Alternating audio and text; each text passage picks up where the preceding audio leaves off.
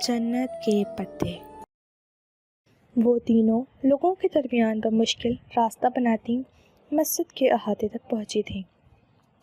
نماز سے فارغ ہو کر حیا نے دیکھا وہاں جامع مسجد کا نام ایوب سلطان جامع لکھا تھا۔ اس نے سوچا کہ جامع میں جے کی جگہ سی لکھا ہے جو کہ غلط لگ رہا تھا۔ ہماری زبان میں سی کو عربی کی جیم کی آواز سے پڑھا جاتا ہے۔ انصاری محلے کے رش سے گزرتے ہوئے اس کی حیرت پر حالے نے بتایا۔ وہ مسکرائی ہوئی بڑے اعتماد سے اپنے سفید کوٹ کی جیبوں میں ہاتھ ڈالے چل رہی تھی۔ اس کی بات پہ حیا بے اختیار چونکی۔ حیران کیوں ہو؟ حالے نے رک کر شاپر سے اپنے جوتے نکالتے ہوئے اسے دیکھا۔ وہاں مسجد میں داخلے کے وقت جوتے باہر رکھنے کے بجائے شاپر میں رکھنے اور ساتھ شاپر ہمہ وقت اٹھائے رکھنے کا رواج تھا۔ یعنی اگر کسی کا نام جہان ہو تو وہ ترک ہجوں میں اسے کیسے لکھے گا؟ بلا ارادہ اس کے لبوں سے نکلا۔ پھر فوراً گڑبڑا کر ڈی جے کو دیکھا۔ وہ ذرا فاصلے پر کبوتروں کی تصویر کھینچ رہی تھی۔ اس نے نہیں سنا تھا۔ حالے ڈسٹ بین میں شاپر پھینک کر سیدھی ہوئی۔ وہ مسکرا کر ہچے کر کے بتایا، اوہ! اس نے خفیف سا سر جھٹکا۔ تبھی وہ اسے فیس بک پر نہیں ملا تھا۔ وہ اس کو جیہان لکھ کر ڈھونڈتی رہی مگر وہ تو اپنے نام کو سیحان لکھتا ہوگا۔ گلی صاف ستھری اور کشادہ تھی۔ دونوں اطراف میں دکانوں کے دروازے کھلے تھے۔ آگے کرسیاں میزیں بچھی تھیں۔ ارد گرد بہت سے اسٹال لگے تھے۔ سڑک کے کناروں پہ کھلے عام کتے ٹہل رہے تھے مگر وہ بھونکتے نہیں تھے۔ حیا کو بھوک لگ رہی تھی اور اب اس سفر نامے سے بور ہونے لگی تھی۔ بمشکل وہ تینوں اس رش بھرے محلے سے نکلیں۔ ایکسچینج اسٹوڈنٹس کو ان کا پہلا کھانا ایک ترک میزبان خاندان دیا کرتا ہے اور ابھی ہم اسی میزبان خاندان کے گھر جا رہے ہیں۔ جب وہ کار میں بوسفورس پل پر سے گزر رہی تھی تو حالے نے بتایا۔ کھانے کا سن کر اس پر چھائی بیزاریت ذرا کم ہوئی۔ میزبان خاندان کا گھر استنبول کے ایک پوش علاقے میں واقع تھا۔ کشادہ سڑک، خوبصورت بنگلوں کی قطار اور بنگلوں کے سامنے سبزے پر جمی برف۔ ان کے اسکالرشپ کوآرڈینیٹر نے چند باتیں انہیں ذہن نشین کروا دی تھی کہ ترکی میں جوتے گھر سے باہر اتارنے ہیں، گھاس پہ نہیں چلنا اور ملاقات کے وقت ترک خاندان کے بڑے کا ہاتھ چومنا ہے۔ اس کی ضرورت نہیں تھی۔ اس تکلف کو رہنے دو۔ ان دونوں نے گھر کے داخلی دروازے کے باہر بچھے ہوئے میٹ پر جوتے اتارے تو اندر سے آتی وہ مشفق اور معمر خاتون پیار بھری خوبی سے بولی تھیں، پہلے دن کوئی اصول نہیں ہوتے۔ السلام علیکم اور ترکی میں خوش آمدید۔ آپ کے اصولوں کی پاسداری میں ہمارے لیے فخر ہے۔ حیا نے مسکراتے ہوئے ان کا ہاتھ تھاما اور سر جھکا کر ان کے ہاتھ کی پشت کو لبوں سے لگایا۔ معمر خاتون مسز عبداللہ کا چہرہ خوشی سے دمک اٹھا۔ اندر آ جاؤ۔ وہ راستہ دینے کے لیے ایک طرف ہٹی۔ ان کی سرخ بالوں والی بیٹی آگے بڑھی اور کارپیٹ شوز حیا اور ڈی جے کے قدموں میں رکھے۔ وہ ریشمی کپڑے سے بنے کوٹ شوز کی شکل کے جوتے تھے۔ دونوں نے جھک کر وہ جوتے پہنے اور اندر داخل ہوئیں۔ اس ترک گھر کا فرش لکڑی کا بنا تھا۔ لیونگ روم کے فرش پہ بہت خوبصورت قالین بچھے تھے۔ باتھ روم ہاتھ دھونے آئی تو دیکھا وہاں الگ ٹوٹی وغیرہ نہیں تھی بلکہ ایک طرف قطار میں نل لگے تھے۔ البتہ باتھ روم کے فرش پر بھی ریکس اور کاؤچ بچھے تھے۔ حیرت انگیز۔ وہ واپس آئی تو ڈائننگ ہال میں کھانا لگایا جا رہا تھا۔ ڈی جے جھک کر پیار سے مسز عبداللہ کی نواسی عروہ سے کچھ کہہ رہی تھی۔ وہ 3 خواتین پر مشتمل چھوٹا سا کنبہ تھا اور چونکہ وہ دونوں لڑکیاں تھیں سو حالے نے ایسے ترک خاندان کا چناؤ کیا تھا جس میں کوئی مرد نہ ہو۔ اسی پل مسز عبداللہ سوپ کا بڑا سا پیالہ اٹھائے آئیں۔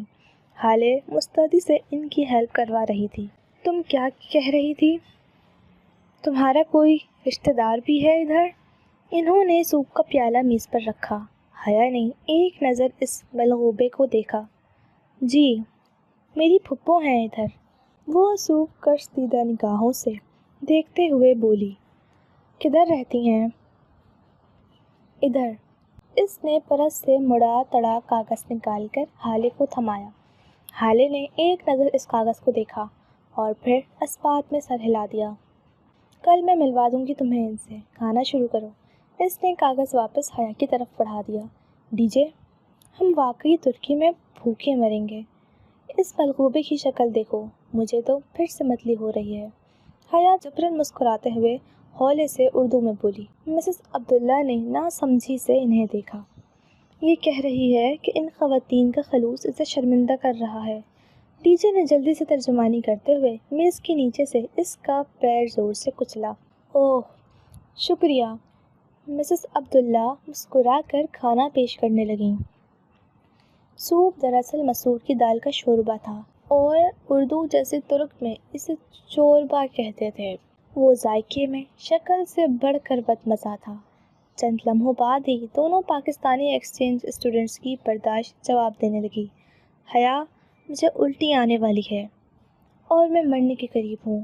وہ بد وقت چہروں پر مسکراہٹ سجائے چمچہ بھر رہی تھی۔ ترک خواتین بہت محبوبیت سے سوپ پی رہی تھیں۔ شوربہ ختم ہوا تو کھانا آ گیا۔ وہ اس سے بھی بڑھ کر بدمزہ تھا۔ ایک چاولوں کا پلاؤ تھا۔ پلاؤ شکل میں ابلے چاولوں سے مختلف نہ تھے۔ ساتھ چنے کا سالن اور مرغی کی گریوی تھی جو کہ منچورین کی طرح دکھتی تھی۔ وہ 1.5 دن کی بھوکی تھی اور اوپر سے بدمزہ کھانے مزید حالت خراب کر رہے تھے۔ وہی ترک خواتین ہی کھا رہی تھی۔ پلاؤ کا پیالہ بھی ختم ہو گیا تھا اور ہم پاکستانی میزبانوں کے برعکس وہ اسے دوبارہ پڑھنے کے لیے دوڑی نہیں تھیں۔ وجہ ان کی خلوص کی کمی نہ تھی، بلکہ شاید یہی ان کا طریقہ تھا کہ پیالہ ایک ہی دفعہ بھر کر رکھا جاتا تھا۔ خدیجہ، تمہاری دوست مجھے کچھ پریشان سی لگ رہی ہے، خیریت؟ مسز عبداللہ نے پوچھ ہی لیا۔ ڈی جے نے گڑبڑا کر اسے دیکھا۔ سب کھانے سے ہاتھ روک کر اسے دیکھنے لگیں۔ لگتا ہے آپ لوگ پڑھ کر تھک ہی جاتے ہو، کمنٹ کرنے کی ہمت نہیں ہوتی۔ ٹھیک کہہ رہی ہوں نا گرلز؟ حیا نے میز تلے آہستہ سے اپنا پاؤں ڈی جے کے پاؤں پہ رکھا۔ فیملی فرینڈ کی کوئی معقول وجہ بتاؤ ان کو۔ نہیں، وہ دراصل حیا بہت ڈرپوک ہے۔ اسے اسٹریٹ کرائم سے بہت ڈر لگتا ہے اور یہ پہلی دفعہ اکیلے یورپ آئی ہے تو یہ پوچھ رہی ہے کہ کہیں استنبول میں کوئی آرگنائزڈ کرمنل سے واسطہ تو نہیں پڑے گا نا۔ حیا خوف سے سر جھکائے لب کاٹتی رہی۔ وہ خالی ہاتھ ان کے گھر آئی تھی اور انہوں نے میز بھر دی تھی، پھر بھی اس کے نخرے ختم ہونے میں نہیں آ رہے تھے۔ اسے بے حد پچھتاوا ہوا۔ وہ بات سنبھالنے پر ڈی جے کی بے حد ممنون تھی۔ قطعاً نہیں، استنبول بہت محفوظ شہر ہے، سرخ بالوں والی لڑکی رزان سے بولی۔ یہاں پولیس ایسے لوگوں کو کھلے عام نہیں پھرنے دیتی۔ بالکل، استنبول میں قانون کی بہت پاسداری کی جاتی ہے، حالے نے تائید کی۔ مسز عبداللہ خاموشی سے سنتی رہیں۔ ان کے چہرے پر کچھ ایسا تھا کہ حیا انہیں دیکھے گئی۔ جب حالے نور استنبول کی شان میں ایک لمبا قصیدہ پڑھ کر فارغ ہوئی تو مسز عبداللہ نے گہری سانس لی۔ خدا کرے تمہارا واسطہ کبھی عبدالرحمن پاشا سے نہ پڑے۔ حیا نے دھیرے سے کانٹا واپس پلیٹ میں رکھا۔ ایک دم پورے ہال میں اتنا سناٹا چھا گیا تھا کہ کانٹے کی کانچ سے ٹکرانے کی آواز سب نے سنی۔ کون پاشا؟ ڈی جے نے الجھ کر مسز عبداللہ کو دیکھا۔ وہ ممبئی کا ایک اسمگلر ہے، یورپ سے ایشیا اسلحہ اسمگل کرتا ہے۔ استنبول میں اگر چڑیا کا بچہ بھی لاپتہ ہو جائے تو اس میں پاشا کا ہاتھ ہوتا ہے۔ بوسفورس کے سمندر میں ایک جزیرہ ہے، مبوک عطا۔ اس جزیرے پر اس مافیا کا راج ہے اور میری مام کو خواب بہت آتے ہیں۔ ان کی بیٹی نے خفگی سے ان کو دیکھا۔ یہ لڑکیاں سمجھتی ہیں میری عقل میرا ساتھ چھوڑنے لگی ہے۔ بالکل ٹھیک سمجھتی ہیں، اور ایکسچینج اسٹوڈنٹس کان کھول کر سن لو۔ حالے نے قدرے تلملا کر مداخلت کی۔ استنبول میں ایسا کوئی کرائم سین نہیں ہے، یہ سب گھریلو عورتوں کے افسانے ہیں۔ یہاں کوئی بھارتی اسمگلر نہیں ہے۔ دونوں ترک لڑکیاں اپنے تئیں بات ختم کر کے اب سویٹ ڈش کی طرف متوجہ ہو چکی تھیں۔ خدیجہ بھی ان کی باتوں پہ مطمئن ہو کر شکر پالے کھانے لگی تھی، مگر حیا کے حلق میں بہت میٹھے سے شکر پالے کہیں اٹک سے گئے تھے۔ ابو ظبی انٹرنیشنل ایئرپورٹ پہ اس نے اس حبشی کے منہ سے پاشا کا نام سنا تھا۔ وہ نہایت متحمل سا اپنی بیوی سے عربی میں بات کر رہا تھا، اپنے بیٹے کے علاج کا ذکر، مگر ہو سکتا ہے کہ وہ کسی اور پاشا کے کام کا ذکر کر رہا ہو، اور واقعی ترک گھریلو عورتوں کے افسانوں اور پاشا کا کوئی وجود نہ ہو۔ الوداعی کلمات میں جب باقی سب آگے نکل چکے تو مسز عبداللہ نے دھیرے سے حیا کے قریب سرگوشی کی۔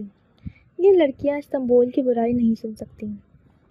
تمہیں اس لیے بتایا کہ تم کرائم سے ڈرتی ہو اور خوبصورت بھی ہو۔ خوبصورت لڑکیوں پر عموماً ایسے لوگ نظر رکھتے ہیں۔ حیا نے چونک کر انہیں دیکھا۔ ان کی جھریوں زدہ چہرے پر سچائی گری تھی۔ وہ واقعی اپنا وجود رکھتا ہے۔ وہ بالکل سن سی انہیں دیکھنے لگی۔ کیا افواہوں کا خوف مجسم صورت میں ان کے سامنے آ گیا تھا، یا ان کی عقل واقعی ان کا ساتھ چھوڑ رہی تھی؟ شام کے سائے گہرے پڑے تھے جب وہ سبانسی یونیورسٹی پہنچی۔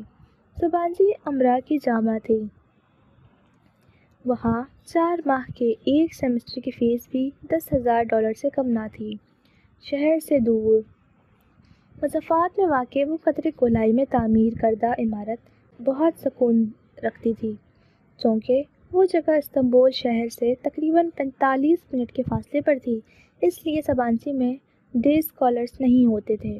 اس کے تمام طلباء و طالبات بشمول حال نور جیسے لوگوں کے جن کے گھر استنبول میں ہی تھے، ہاسٹل میں رہائش پذیر تھے۔ یونیورسٹی کی عمارت سے دور برف سے ڈھکے میدانوں میں ایک جگہ تھوڑے تھوڑے فاصلے پر اونچی عمارتیں کھڑی تھیں۔ وہ ان کے رہائشی ڈورم بلاکس تھے، انگریزی حروف ایل کی صورت کھڑی 3 منزلہ عمارتیں، جن کے کمروں کے آگے بالکنیاں بنی تھیں۔ 6 کمرے ایل کی طرح لکیر پر تھے اور 6 دوسری لکیر پہ تھے۔ تمہارا کمرہ دوسری منزل پر ہے، حالے نے اس کا سامان گاڑی سے نکالتے ہوئے بتایا۔ حیا اور ڈی جے دوسرا بیگ گھسیٹ کر لا رہی تھیں۔ ایل کی شکل کا ڈورم بلاکس، جسے حالے B1 کہہ رہی تھی، کے باہر گولائی میں چکر کھاتی سیڑھیاں کھلے آسمان تلے بنی تھیں جو اوپر تک لے جاتی تھیں۔ لوہے کی ان سیڑھیوں کے ہر 2 زینوں کے درمیان خلا تھا اور زینوں پہ برف کی موٹی تہہ تھی۔ ذرا سا پاؤں پھسلے اور آپ کی ٹانگ اس گیپ میں سے نیچے پھسل جائے۔ وہ تینوں گرتی پڑتی بمشکل حیا کا سامان اوپر لائیں۔ کمرہ تو اچھا ہے، ہم یہاں رہیں گے؟ حیا نے حالے کی تھمائی چابی سے اپنی ڈورمیٹری کا دروازہ دھکیلا تو بے اختیار لبوں سے نکلا، ہم نہیں، صرف تم، کیونکہ خدیجہ کا بلاک B2 ہے، وہ جو سامنے ہے۔ اس نے انگلی سے دور برفیلے میدان میں بنی عمارت کی جانب اشارہ کیا۔ کیا مطلب؟ میں ادھر اکیلی؟ وہ دنگ رہ گئی۔ بعد میں روم بدلوا سکتی ہو، ڈروم آفیسر سے کہہ کر۔ ابھی تم آرام کرو۔ ہر کمرے میں 4 اسٹوڈنٹس ہوتے ہیں۔ ہر اسٹوڈنٹ کی ٹیلی فون ایکسٹینشن اس کی میز پر ہوتی ہے۔ آج کل چھٹیاں ہیں، اکثر طالب علم اپنے گھر گئے ہوئے ہیں۔ تمہارا کمرہ خالی ہے، مگر تم جا کر اپنے بیڈ پر ہی سو۔ ترک لڑکیوں کے بستر پر کوئی سو جائے تو وہ بہت برا مانتی ہیں۔ کوئی مسئلہ ہو تو میرا روم بلاک B4 میں ہے، اوکے؟ وہ مسکرا کر بولی تو حیا نے سر ہلا دیا۔ ڈی جے نے بیچارگی سے اسے دیکھا اور حالے کے ساتھ سیڑھیاں اترنے لگی۔ حالے، سنو، اس بلڈنگ کے پیچھے کیا ہے؟ کسی خیال کے تحت اس نے پوچھا۔ حالے مسکرا کر پلٹی اور بولی، جنگل۔ پھر وہ دونوں زینیں اترنے لگ گئیں۔ حیا ایک جھرجھری لے کر پلٹی اور اندر کمرے میں قدم رکھا۔ کمرہ خوبصورتی سے آراستہ تھا۔ ہر دیوار کے ساتھ ایک ڈبل اسٹوری بینک رکھا تھا۔ عموماً ایسے بینکس میں نیچے ایک بیڈ اور اوپر بھی بیڈ ہی ہوتا ہے، لیکن اس میں نیچے بڑی سی رائٹنگ ٹیبل پڑی تھی۔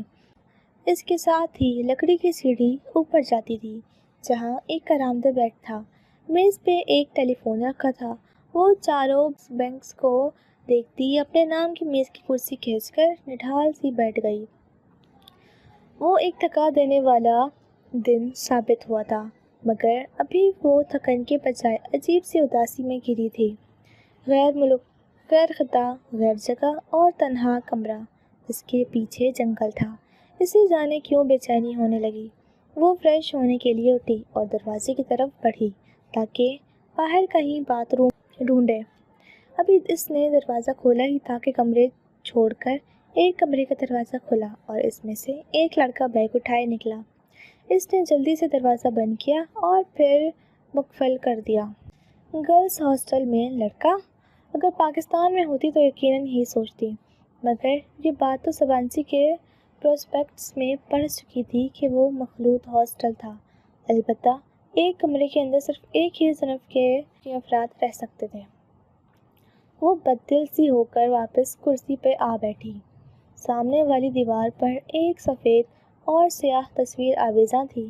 پینسل سے بنایا گیا وہ خاکہ ایک کلہاڑے کا تھا جس کے پھل سے خون کی بوندیں گر رہی تھیں۔ خاکہ بے رنگ تھا مگر خون کے قطروں کو شوخ رنگوں سے رنگ کیا گیا تھا۔ اس نے چھری لے کر دوسری دیوار کو دیکھا۔ وہاں ایک لڑکی کے چہرے کا بے رنگ پینسل سے بنایا خاکہ ٹنگا ہوا تھا۔ وہ تکلیف کی شدت سے آنکھیں میچے ہوئے تھی۔ اس کی گردن پر چھری چل رہی تھی اور اس سے بھڑکیلے سرخ خون کے قطرے ٹپک رہے تھے۔ وہ مضطرب سی اٹھ کھڑی ہوئی۔ ان تصاویر والی دیوار کے ساتھ لگے بینک کی میز پہ بہت سے چاقو اور چھریاں قطار میں رکھے تھے، ہر سائز، ہر قسم اور ہر دھار کا چاقو، جن کے لوہے کے پھل مدھم روشنی میں چمک رہے تھے۔ وہ ایک دم بہت خوفزدہ ہو کر باہر لپکی۔ کوریڈور میں بہت اندھیرا تھا اور دور نیچے برف سے ڈھکے میدان دکھائی دے رہے تھے۔ وہ تیزی سے سیڑھیوں کی جانب بڑھی۔ جیسے ہی اس نے پہلے زینے پر قدم رکھا اور چھت پہ لگا بلب ایک دم سے جل اٹھا۔ وہ ٹھٹک کر رکی اور گردن گھمائی۔ کوریڈور خالی تھا، وہاں کوئی نہیں تھا۔ پھر بلب کس نے جلایا؟ اس کی گردن کی پشت کے بال کھڑے ہونے لگے تھے۔ دھڑکتے دل کے ساتھ وہ پلٹی اور زینیں اترنے لگی۔ ایک دم ٹھا کی آواز کے ساتھ کوئی اوپر دروازہ بند ہوا۔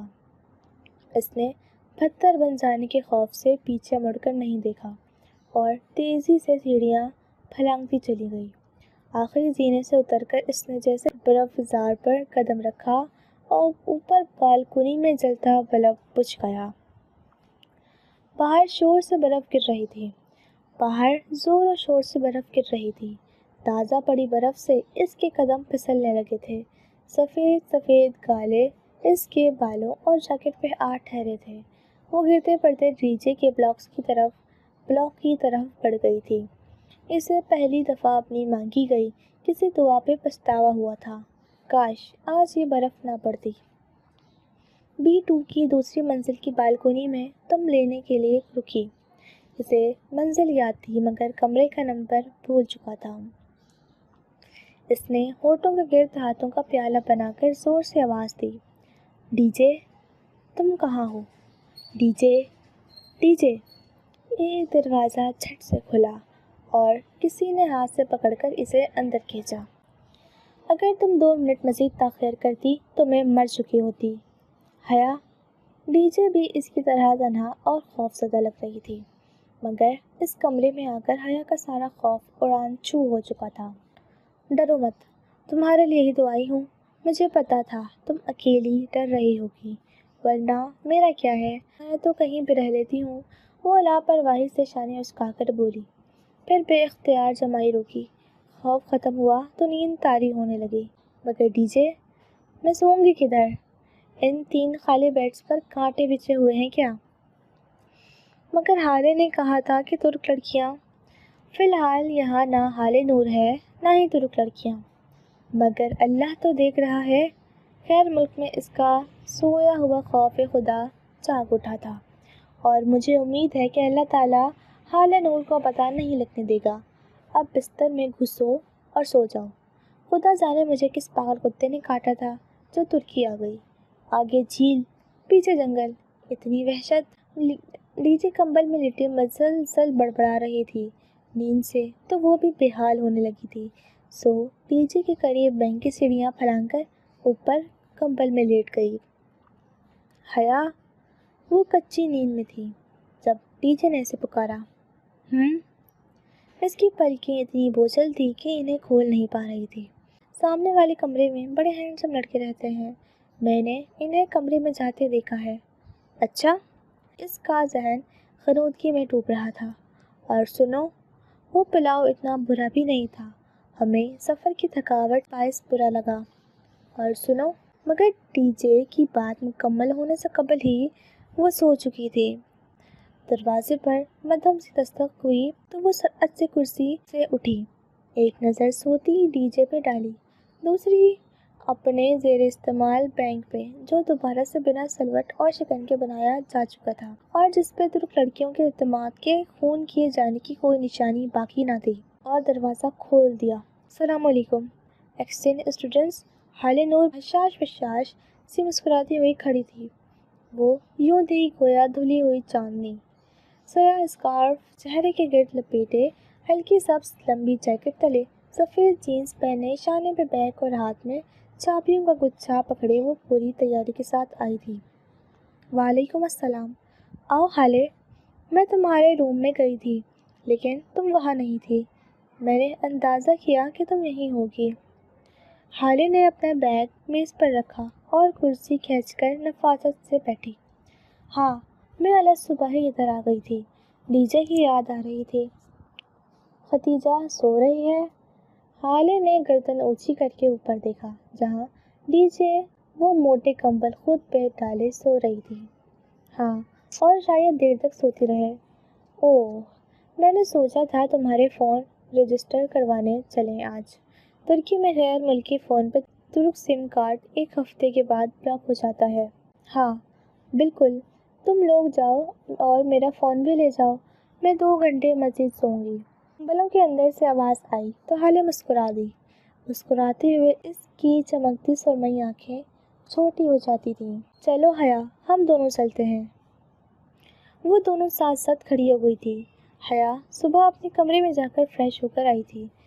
ابھی وہ سیاہ چوڑی دار پجامے اور ٹخنوں تک آتی سیاہ لمبی قمیض میں ملبوس تھی، شیفون کا دوپٹہ گردن کے گرد مفلر کی طرح لپیٹے اور اوپر لمبا سیاہ سویٹر پہنے ہوئے تھی جس کے بٹن سامنے سے کھلے ہوئے تھے۔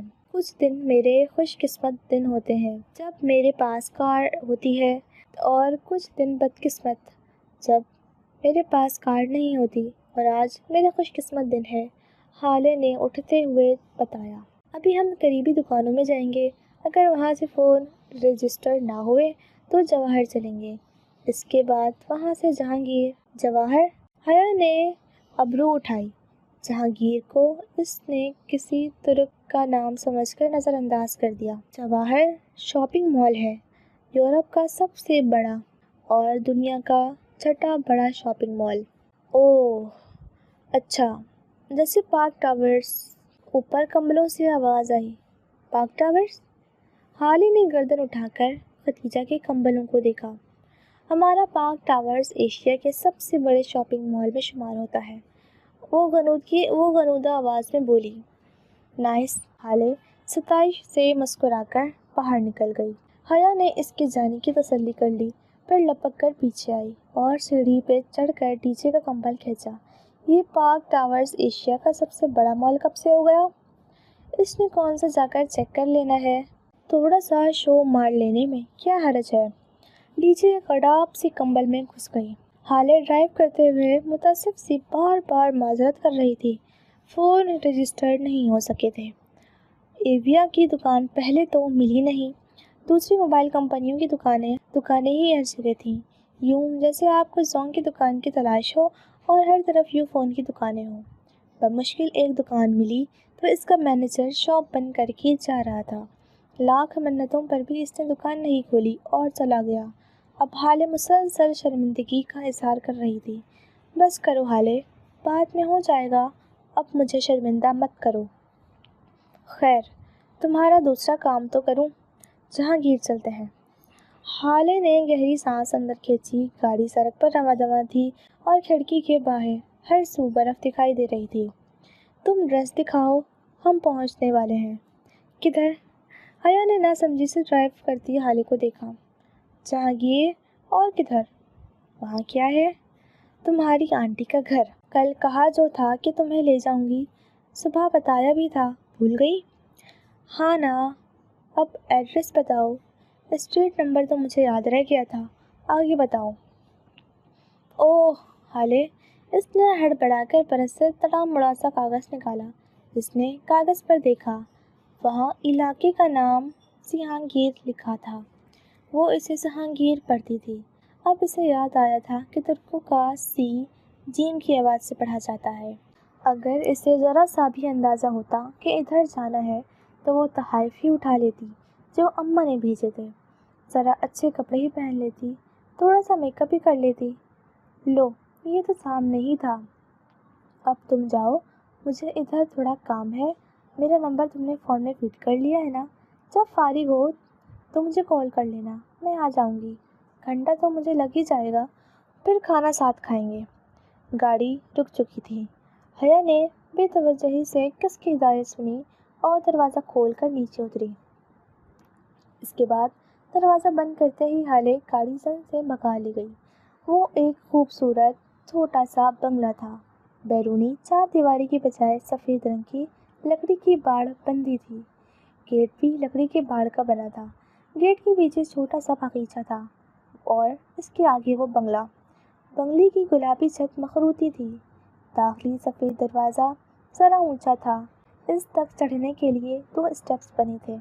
اسٹیپس کے دونوں اطراف خوش رنگ پھولوں والے گملے رکھے تھے۔